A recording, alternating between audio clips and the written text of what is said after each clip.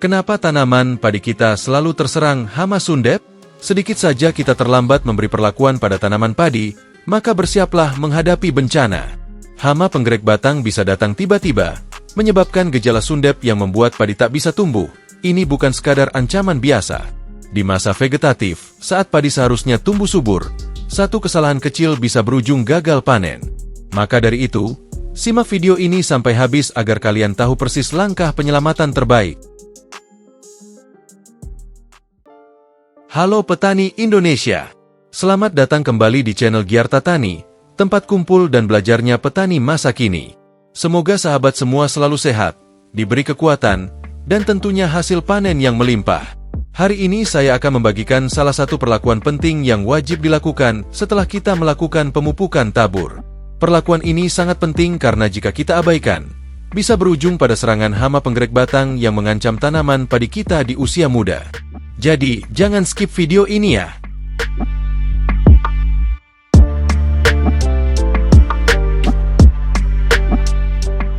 Teman petani semua, pada saat ini, padi saya berusia 9 hari setelah tanam.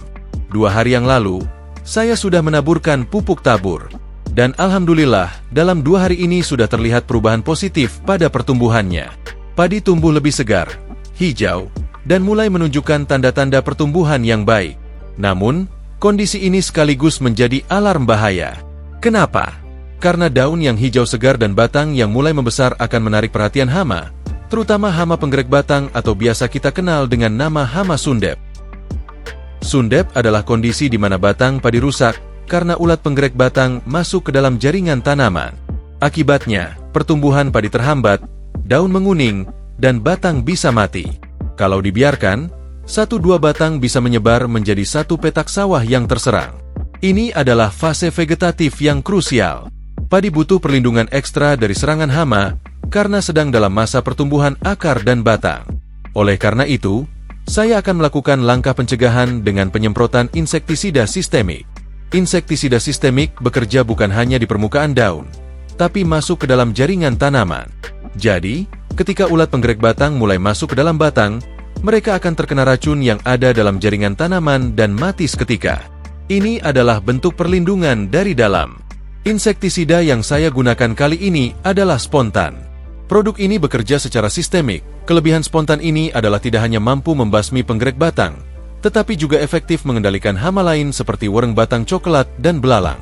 Selain sebagai pengendali hama, spontan ini juga memiliki daya tahan cukup lama dalam jaringan tanaman, bisa bertahan hingga 10-15 hari setelah pengaplikasian. Jadi dalam jangka waktu itu, tanaman padi kita akan tetap terlindungi dari hama-hama berbahaya. Lalu kapan waktu terbaik untuk melakukan penyemprotan? Yaitu ketika tanaman berusia antara 10 hingga 15 hari setelah tanam. Di masa ini, pertumbuhan masih aktif dan sistem pertahanan tanaman masih lemah.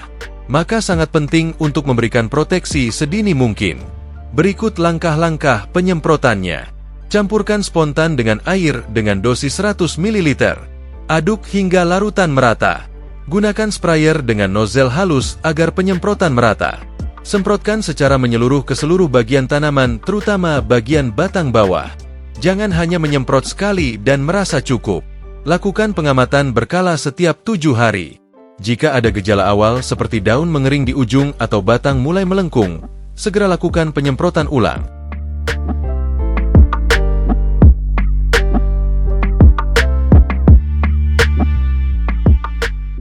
Demikian pembahasan kali ini. Semoga perlakuan ini bisa menjadi inspirasi dan bermanfaat bagi tanaman padi sahabat semua. Jangan lupa, tekan tombol like dan subscribe, serta aktifkan lonceng notifikasinya agar tidak ketinggalan video-video terbaru dari saya. Silakan tinggalkan komentar di bawah jika ada pertanyaan, dan insya Allah akan saya jawab satu persatu. Terima kasih sudah menonton, sampai jumpa di video berikutnya. Kami segenap kru Giarta Tani yang bertugas undur diri, dan salam sukses petani Indonesia.